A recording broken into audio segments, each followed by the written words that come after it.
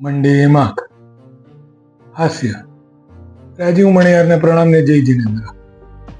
ચાલો એક સરસ મજાની તમને એક હાસ્યવાળી ક્લિપ બતાડું. तुम दोनों में से जूता अच्छी तरह पॉलिश करना किसको आता है? मुझे नहीं आता, इसको बहुत अच्छी तरह आता है. मास्टर है मास्टर. तेरा नाम क्या है? बांडिया. क्या? डांडिया? बांडिया बांडिया. अच्छा डांडिया. डांडिया देख, हाँ? पहले तू जूता पॉलिश करना सीख. नटवर, इस घर के सारे जूते लाके इसको दे दो. चल मोची.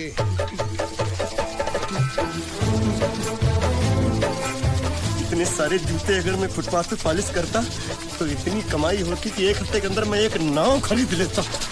ये लो. ये थोड़े से और पुराने जूते हैं, इन पर हाथ साफ करके अच्छे से पॉलिश करना सीखो. और नए भी देंगे. और कुछ जूते पैरों के साथ चलकर बाहर गए हैं, जैसे वापस आ जाएंगे वो भी देंगे. अबे गाजपाटा, तू क्या कलेक्टर बनने वाला जो थाला बैठा बैठा पढ़ाई करे? कुछ काम कर.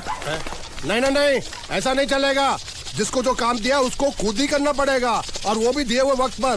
नहीं तो कुत्ते के पट्टे के साथ यहाँ पर पिटाई होती है. अच्छा, ये मजाल. अब तो वक्त के अंदर काम करके दिखाता हूँ. फटाफट ये काम खत्म करोगे तो तुरंत दूसरा काम दूंगा. मैं कोई बोतल से निकला हुआ भूत हूँ कि एक के बाद एक काम देते ही जा रहे हो. अच्छा ये बताओ, तुम दोनों में से अच्छी तरह कपड़े धोना किसको आता है? एक और काम, ये तो मैं हरगिज नहीं करूंगा. हाँ? मैं बहुत अच्छी तरीके से कपड़े धोता हूँ, इसको बिल्कुल नहीं आता. मैं इसको बिल्कुल सिखा दूंगा. नहीं नहीं, कपड़े महंगे हैं. जो नहीं जानता वो धोएगा तो कपड़े फट जाएंगे. तो ये काम तो तुमको ही करना पड़ेगा. पहले खस खस के मर जाएगा एक दिन.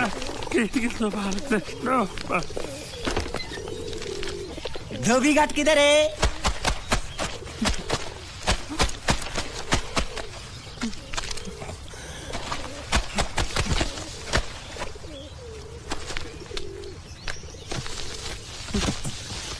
मुझे एक बात बताओ, यहाँ के लोगों ने पिछले 2 साल से कपड़े नहीं धोए क्या?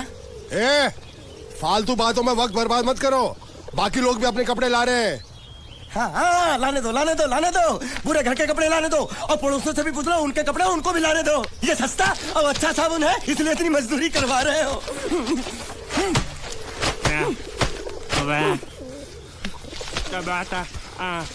लहंगा है कि सर्कस का तंबू? ये नौटंकी. ए नटवर, एक बात बताओ, इस घर में कितने परिवार रहते हैं? 15-16 परिवार. हाँ, तो इसको घर क्यों बोलते हैं? इसको जिला घोषित क्यों नहीं कर देते? काम कर, नहीं तो तुझे रस्सी में सुखा दूंगा. हाँ. જે વ્યક્તિ આપણને હસાવ્યા ને એ રાજપાલ યાદવ છે. આ રાજપાલ યાદવની જીવનની સફર એ સ્થિતિસ્થાપકતા અને પરિવર્તનની એક મિસાલ છે. આ હાસ્ય અભિનેતા એક ખૂબ જ બહુમુખી પ્રતિભા ધરાવે છે અને વર્ષ 2000થી એ ફિલ્મ ઇન્ડસ્ટ્રી જોડે જોડાયેલા છે.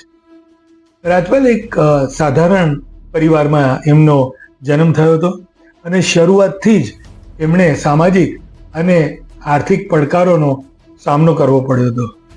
એ જ્યારે માત્ર 20 વર્ષની ઉંમરના હતા ને ત્યારે તેમના પહેલા પત્નીનું પણ અવસાન થઈ ગયું હતું. આ પીડાદાયક ઘટનાઓ છતાં તેમણે પોતાના પરિવારને ટેકો આપ્યો અને અભિનય પ્રત્યેના તેમના જુસ્સાને આગળ ધપાવતા રહ્યા. બાદમાં 2003ની સાલમાં ફરી રાધા યાદવ જોડે લગ્ન કર્યા અને આજે એમને 3 બાળકો પણ છે. એમને પહેલો મોટો બ્રેક છે ને એ નેશનલ સ્કૂલ ઓફ ડ્રામેટિક્સમાં તાલીમ લીધા પછી તેમને મળ્યો હતો. તેને કારણે ફિલ્મમાં એક્ટિંગ કરવાનો પણ એમને મોકો મળ્યો અને આ બ્રેક તેમણે રામ ગોપાલ વર્માએ એક નકારાત્મકતા ભૂમિકાની અંદર આપવામાં આવ્યો. યાદવ વર્ષોથી કોમેડીના અભિનય માટેની વ્યાપક માન્યતાઓ મેળવી અને ફિલ્મફેર અને સ્ક્રીન એવોર્ડ્સ જેવા અનેક પુરસ્કારો મેળવ્યા છે. નકારાત્મક ભૂમિકાની અંદર પણ તે સફળ રહ્યા હોવા છતાં તે કોમેડી ભૂમિકાઓને વધુ પસંદ કરે છે. વર્ષ 2010ની અંદર રાજપાલને તેની પ્રોડક્શન કંપનીને માટે લોન સંબંધિત નાણાકીય વિવાદને કારણે કાનૂની મુશ્કેલીઓનો સામનો કરવો પડ્યો. ચેક બાઉન્સના કેસમાં નવેમ્બર 2018માં દિલ્હી પોલીસે તેમને કસ્ટડીમાં લીધા અને દિલ્હી હાઈકોર્ટે તેમને 3 મહિનાની જેલની સજા પણ ફટકારી, જેને એમની કારકિર્દી પર ઘણી મોટી અસર કરી. ફેબ્રુઆરી 2026માં યાદવ લાંબા સમયથી ચાલતા એક ચેક બાઉન્સના કેસમાં એમને જે લેણા ચૂકવવા માટેનો વધારેના સમયની માંગણીની અરજી કરી હતી તે દિલ્હી હાઈકોર્ટે ફગાવી દીધી. તિહાર જેલમાં એમને મોકલવામાં આવ્યા.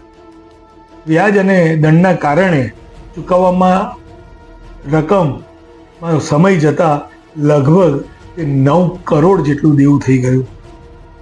ચૂકવણી સંબંધિત અગાઉના ઉપક્રમોને પાલન કરવામાં વારંવાર નિષ્ફળતા નોંધ્યા બાદ કોર્ટે તેમની શરણાગતિ સ્વીકારવાનો આદેશ આપ્યો અને 5 ફેબ્રુઆરી 2026ના રોજ 6 મહિનાની જેલની સજા ફટકારવામાં આવી હતી. શરણાગતિ સ્વીકારતા પહેલા યાદવે જાહેરમાં નાણાકીય મુશ્કેલીઓ વિશે વાત કરી. તેમણે કહ્યું, સાહેબ ક્યાં કરું? સાહેબ હું શું કરું? મારી પાસે ચૂકવવા માટે પૈસા જ નથી અને મને બીજો કોઈ રસ્તો પણ દેખાતો નથી. જ્યારે તેમને એવું પૂછવામાં આવ્યું કે તમે સાથીદારો કે ઉદ્યોગીના જે મિત્રો છે તેમની પાસેથી મદદ લેવાનું વિચાર્યું છે, ત્યારે તેને જવાબ કર્યો, સાહેબ યહાં પર હમ સબ અકેલે હૈ. એટલે સાહેબ અહીંયા આપણે સૌ બધા એકલા છીએ, કોઈ મિત્રો નથી. મારે આ કટોકટીની પરિસ્થિતિનો સામનો જાતે જ કરવો પડશે. તેના આ નિવેદનને લીધે ફિલ્મ ઉદ્યોગ અને સોશિયલ મીડિયાએ તેના ઉપર વ્યાપક ધ્યાન ખેંચ્યું અને સહાનુભૂતિ પણ આપી.